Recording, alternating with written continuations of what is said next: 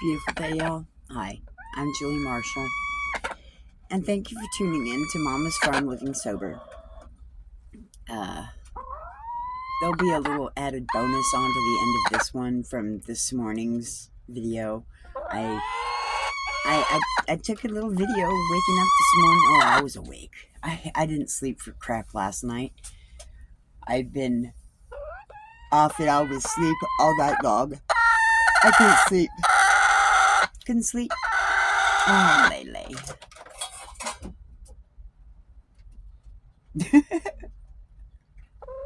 So, Lele and Thru and Betty, the two brown ones and the white one, they still sleep in the coop outside. Whereas the black ones are in here with me. And I haven't gotten the mutual coop built yet. Or the other coop structured for winter yet. I'm working on it. Good morning. Here she comes. Good morning, Lele. You coming? Come on.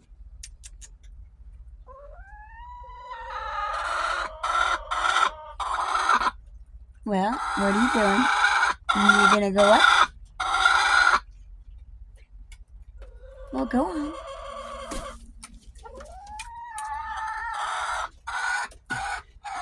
And that's their roost box. When they go to bed, that's where they roost. And it's covered and it's very easy to clean off for me to clean it off.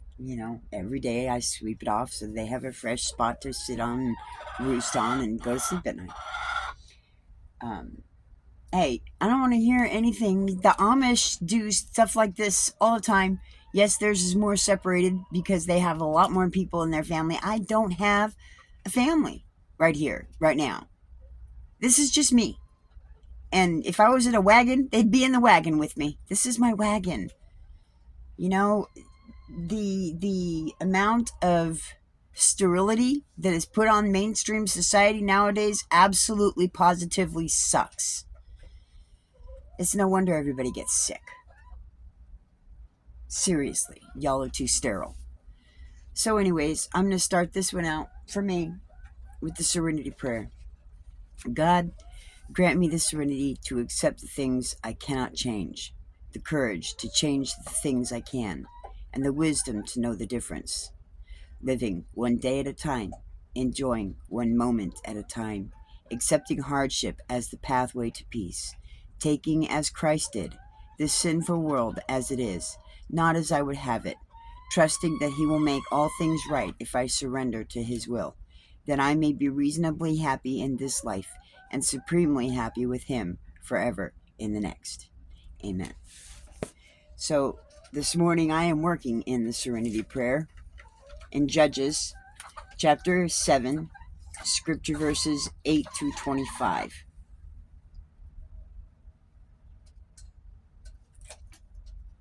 So I am dealing with controlling, narcissistic asshole people that want to put their stuff on me and their control on everybody in mainstream society. If it's not conforming to their way, it's unacceptable. That is unacceptable. You cannot control everybody to where you want them to be. No, it's not right. Freedom of liberty, y'all. I'm fighting for my freedom of liberty. And right now, it is being trampled on. That don't tread on me. Oh, I wish that was appropriate for me. I wish I felt like I had more power, but I don't have any more power. These politicians have made it illegal, made it criminal to live in an RV. They have removed all RV parks from the city of Denver. And the only RV park that I know of that's nearby is in Jefferson County, and it's full up. There's no place for me to rent a space aside from private property. My boss has private property. I'm on it. I have been on it. And yet they have now throwing a stink. I've been on this property for a year now, and it has not been a problem aside from a neighbor, which is right directly north or south of me. And everybody else doesn't have a problem with me, at least that I know of. They don't have a problem. They might have a problem with my neighbor because they have trash outside their shit all the time. But what? I have chickens. I have a livelihood. You know, I maintain my yard. It's maintained for chickens so that they have some safe space and room to go where I don't have to worry about the hawks and they don't have to worry about the hawks. So I'm doing, you know, I accept the things I cannot change, and I have the courage to change the things I can. And I'm doing it. But it's not easy to do, and it's impossible to fulfill that without some sort of outside intervention, whether it be God or humans. So there's that. You know, I do all this stuff by myself, and I have been doing for the. I gotta show you this outside for a minute, because this is beautiful. And I see a switch icon. I'm gonna see if I can actually switch this while I'm looking. Holy crap. Look at that yard. It's actually green. I have green growing in there now. And it's actually nice. It's beautiful. It's got dew all over it. And it is so pretty. I mean, granted, I got tall stuff back there, but I'm working on it. This is beautiful, y'all. This is absolutely beautiful. And I'm actually choking up.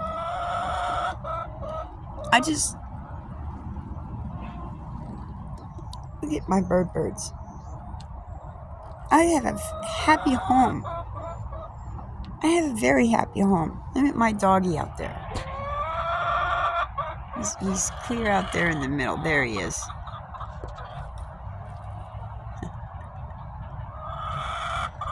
And then my birds. With one behind me, my little number 3. I love you, number 3. This is my cutie. Ooh, and here comes Betty and Lele. Yeah, my girls. Yes, my girls. My beautiful girls. And they want canned food. They want their chicken food. They want their canned food. You want your canned food?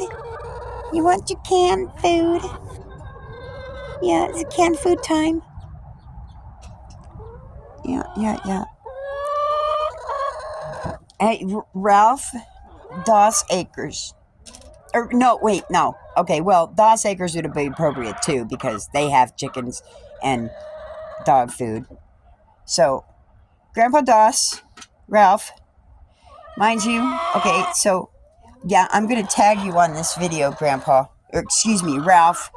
We're basically close to the same age. So, this is going to be kind of a rough introduction to me. But, okay, so I'm going to keep that on them for a minute while I grab my can of food.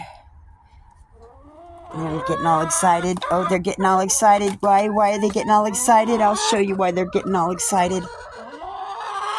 My. That's why they're getting so excited. Okay, so, hold on. This is why they're getting all excited. You want your canned food? You want your canned food? Okay.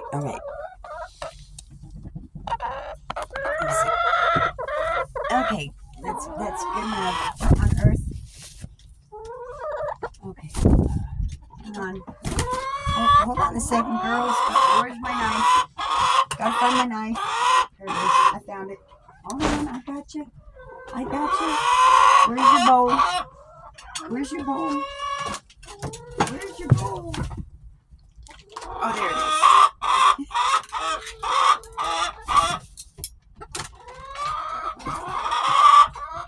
Okay, come on. Gotta get the bowl.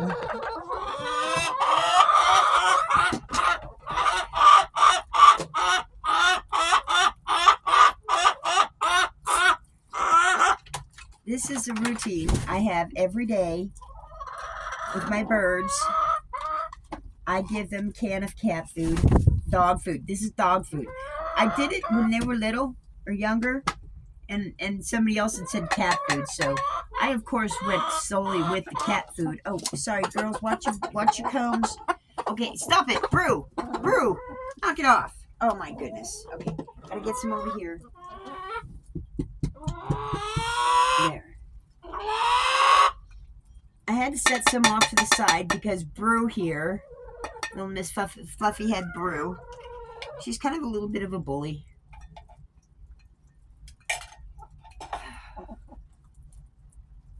You get that one off my foot. Get that one. Thank you. Good girl. Okay. Get back over the camera.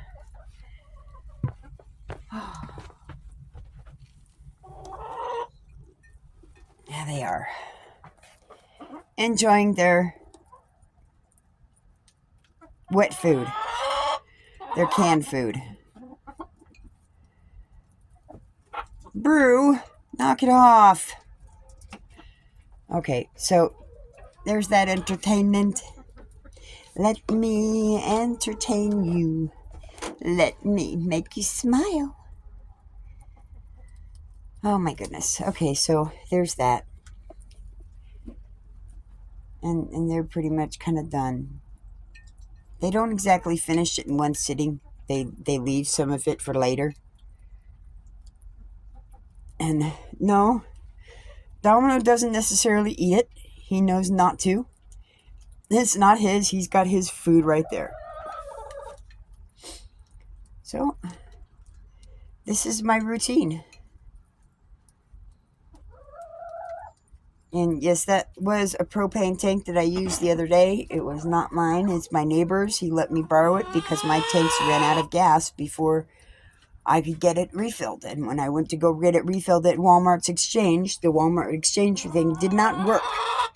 So I had to go without gas that night. And it wasn't that bad. It wasn't that bad at all. So I'm going to switch this around. I gotta know. Okay. So there's that. Now,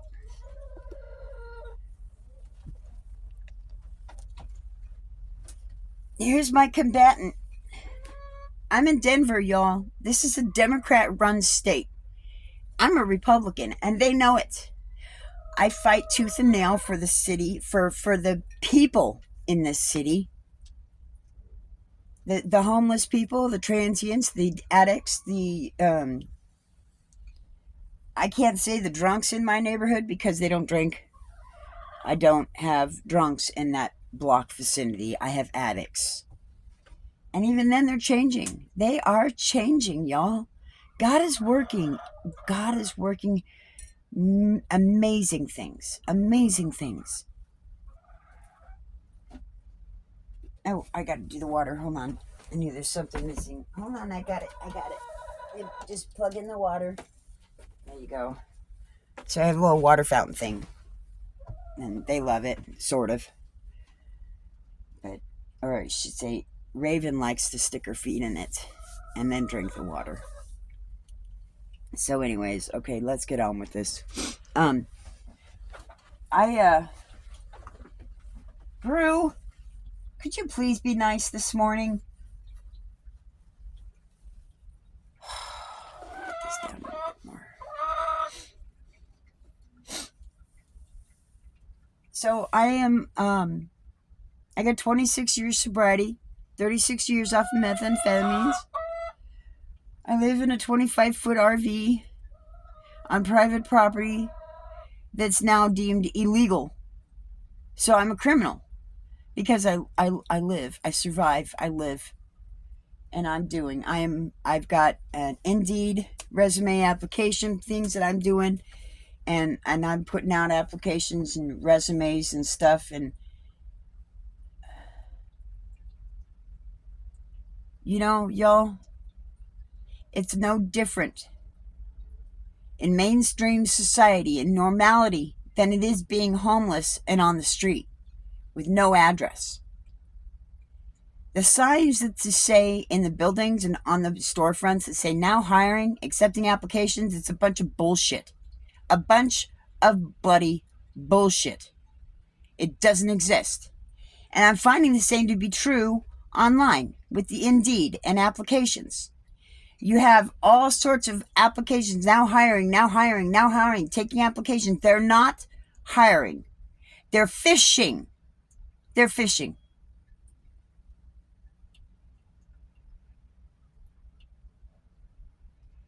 I am 56 years old.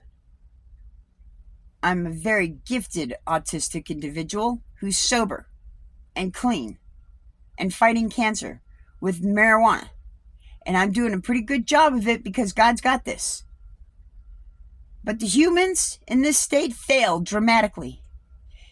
Matter of fact, even across the board, they got to fail.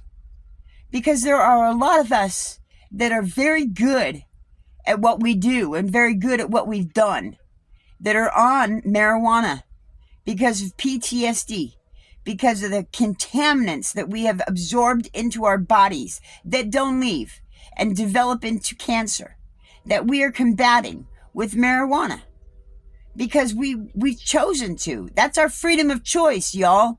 We've chosen to. We have chosen to do what's natural and not by pumping in toxic waste into our bodies, deemed chemotherapy, to kill the cancer when your good health would kill it to begin with. Get rid of it. But what do you know? You only know what you've been told by corporate mainstream pharmaceutical doctor drug pushing assholes. I said it. You'd been duped. You put more faith in man than you have put in God. That's what I'm here to take back and teach. To teach you all.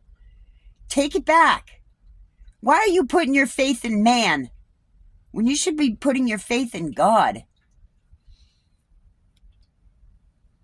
For those of us who have lived in bondage and addictive and compulsive behaviors, loss of self-respect is a familiar feeling. It is easy to begin to see ourselves as chronically weak, small, even hopeless. We are not weak, we are not small, and we surely are not hopeless.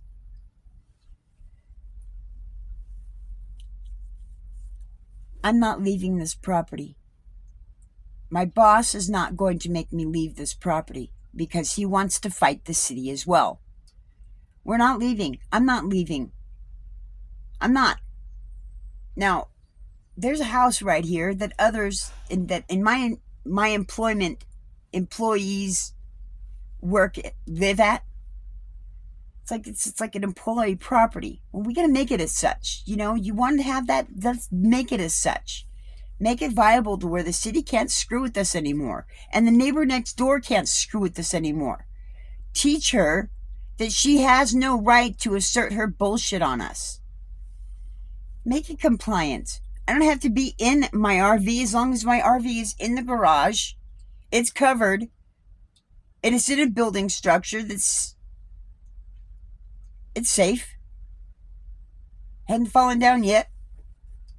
And who are they to say? Right now, they're Democrats. We have no trust and viability in them whatsoever. They have violated our constitutional rights, both on a state level and a federal level. It's national level. It's redonkulous. So right now, the state of Colorado, y'all fucking citizens, we're staying put. Just hunker down. Hunker down. Oh, Grandpa, Ralph and Leanne, whereas I don't know that you're still watching this video. You may have stopped it already. I don't have the greatest mouth. We all have issues. I'm working on mine. God's working on it. I've done a lot better than some of my prior videos. But, you know, my prior videos, I read the word. I've done my step work because I'm sober. But I'm also rough and raw. You know, for those of us who have lived in bondage and in addictive, compulsive behaviors, we have a loss of respect because we have degraded our lives outside of the normals that are attached to our lives. Now, my family has chosen to distance themselves from me, and they don't communicate with me. That's their loss. And it's very sad for me. But it is what it is. We may begin to believe that we were destined to bondage, poverty, and failure. When we persist in this view of our life, we give up the possibility of change. We settle for just trying to survive. We live in fear and shame, filling up with resentment as our life remains in the pit. We need to overcome these kinds of negative assumptions about ourselves. Our first impression of Gideon is of a discouraged young man with little self-respect. His family was the poorest in a small tribe, and he was the least in his family. We first see him as he was threshing wheat in a winepress, hiding the little grain he had from his Midianite oppressors. An angel appeared and called to him, "Mighty hero, the Lord is with you." Judges 6:12. Gideon didn't look or feel like a mighty hero, but God could see his potential. By the end of the story, Gideon had become the deliverer of his people. Judges chapter 6 through 8. His first step toward success was to see himself as God saw him, a mighty warrior. Then he was able to help in the possibility of freedom. We, too, must begin by finding the courage to see ourselves in a new light and to summon up hope for a better life. Then, as God gives us the strength, we can set about pursuing freedom from the bondage that surrounds us and our family.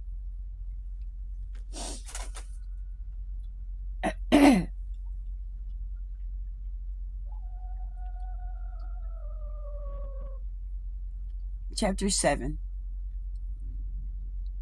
Gideon defeats the Midianites. I'm going to start with 8. So Gideon collected the provisions and ram's horns of the other warriors and sent them home. But he kept the 300 men with him. The Midianite camp was in the valley just below Gideon. That night the Lord said, "Get up, go down into the Midianite camp, for I have given you victory over them. But if you are afraid to attack, go down to the camp with your servant Purah." I don't know how to say it. "Listen to what the Midianites are saying, and you will be greatly encouraged. Then you will be eager to attack." So Gideon took Purah and went down to the edge of the enemy camp. The enemies of Midian, Amalek, and the people of the east had settled in the valley like a swarm of locusts. Their camels were like grains of sand in the seashore, too many to count. Gideon crest up just as a man was telling his companions about a dream. The man said, "I had this dream, and in my dream a loaf of barley bread came tumbling down into the Midianite camp. It hit a tent, turned it over, and knocked it flat." It hit a tent, turned it over, and knocked it flat. His companion answered, "Your dream can mean only one thing. God has given Gideon, son of Joash, the Israelite, victory over Midian and all its allies." When Gideon heard the dream and its interpretation, he bowed in worship before the Lord. Then he returned to the Israelite camp and shouted, "Get up, for the Lord has given your victory over the Midianite hordes." He divided the 300 men into 3 groups and gave each man a ram's horn and a clay jar with a torch in it. Then he said to them, "Keep your eyes on me. When I come to the edge of the camp, do as I do. As soon as I and those with me blow the ram's horns, blow your horns too, all around the entire camp, and shout, 'For the Lord and for Gideon.'" It was just about midnight, after the changing of the guard, when Gideon and the 100 men with him reached the edge of the Midianite camp. Suddenly, they blew the ram's horns and broke their clay jars. Then all 3 groups blew their horns and broke their jars. They held the blazing torches in their left hands and the horns in their right hands, and they all shouted, a sword for the Lord and for Gideon.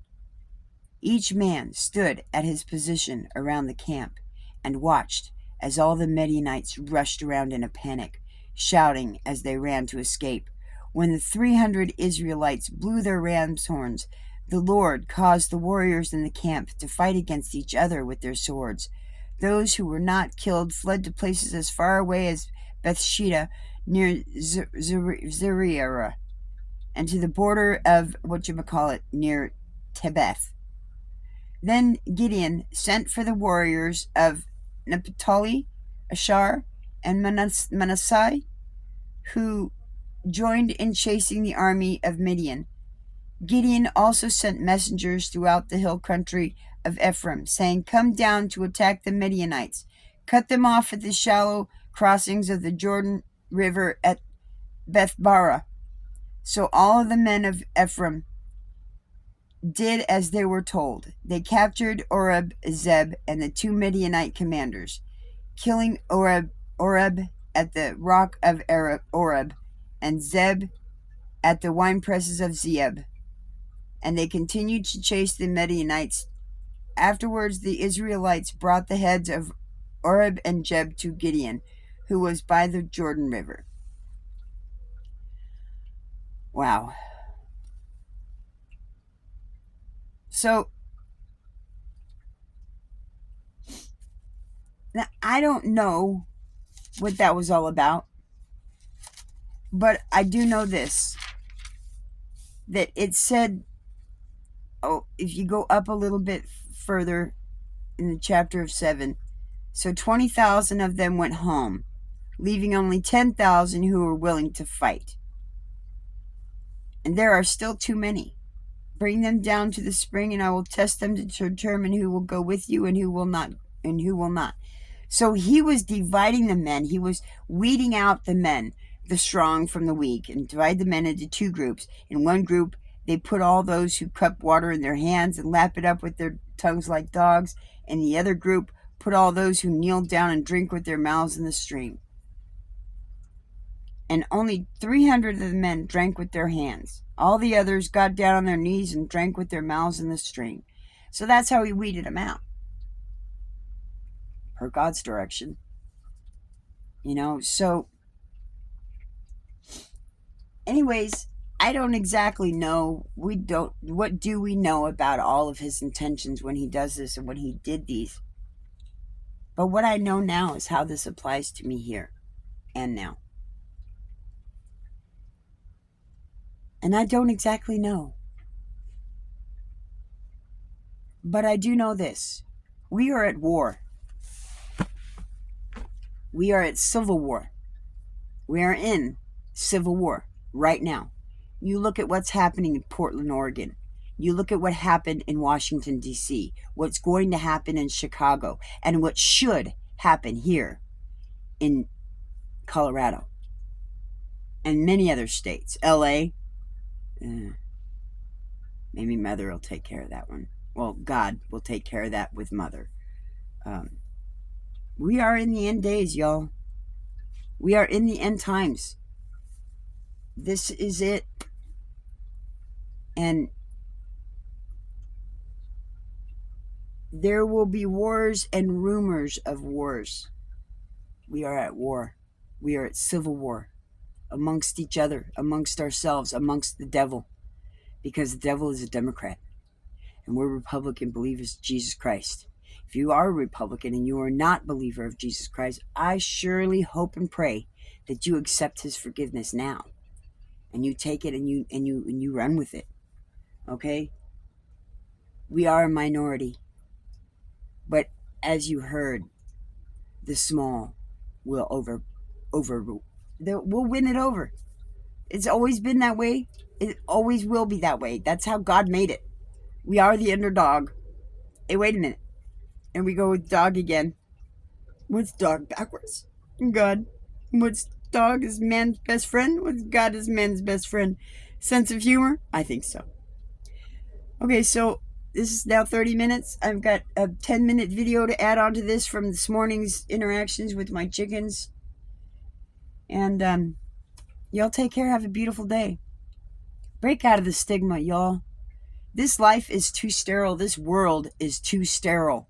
This nation is too sterile.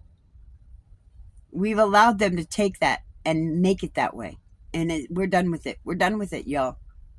So, y'all, thank you very much. I hope you keep coming back. I never left the word. I didn't leave this even. I just didn't exactly put videos on all the time. You know, there was a lot going on in the world. And just kind of have to go with it. So, there's that. I'm going to attempt to put that video on this one at the end of this, hopefully. We'll see. And we'll go from there. Yeah, I should be able to in that stupid YouTube Cut app. Y'all, I don't know what y'all use. I don't have a I do have a laptop. I don't use it hardly. I don't have the stuff on it. I don't have the money to pay for the full-on apps that make me allowed to edit and splice and dice and do all that fun stuff without being on a phone. I'm limited, y'all. And I would love to have some sort of companionship to do this with. You know, my young girl, Emma, I have some serious concerns with that situation. Some serious concerns with that situation. Yeah, you hear me. So, I'm going to get on with my day. Get myself presentably dressed with outdoor clothes and get a move on. Life is what you make it, y'all. You make it what it is. If you have God in your life, you're going to have obstacles and challenges. Period. Period. You're going to. Because that's what it is. The devil will constantly challenge you. Especially when you're on the right path. So, I'm still on the right path. I'm doing this. I'm doing it. And I just hope it goes.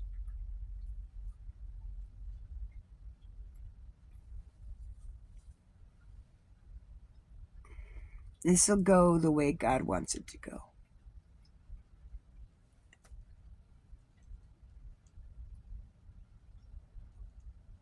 I've known that I've helped people for years. And it's usually fleeting. And it passes and it's gone. You know, like a muse. I would like to have further interaction with people. I would like to have daily interaction with people. I would like to be active outside of this property. I would like to be able to share this with more people.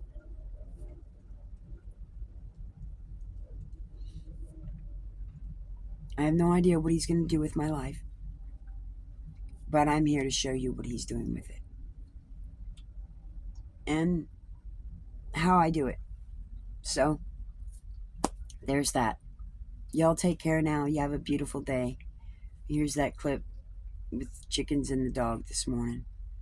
I hope you enjoy it. You have a beautiful day, y'all. Bye.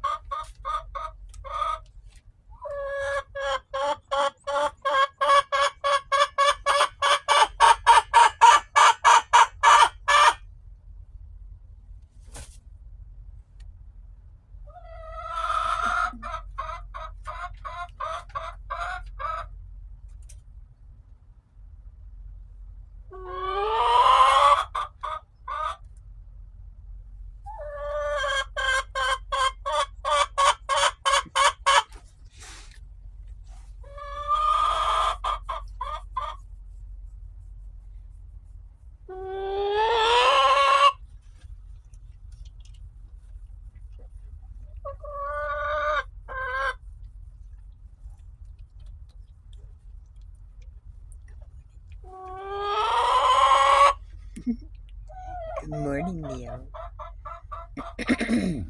Good morning.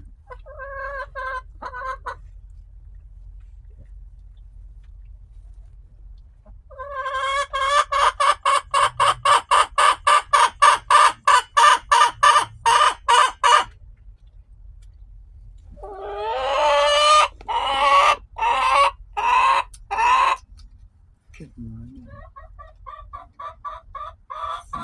Beautiful girls. Yes, you are. Mama's beautiful girls.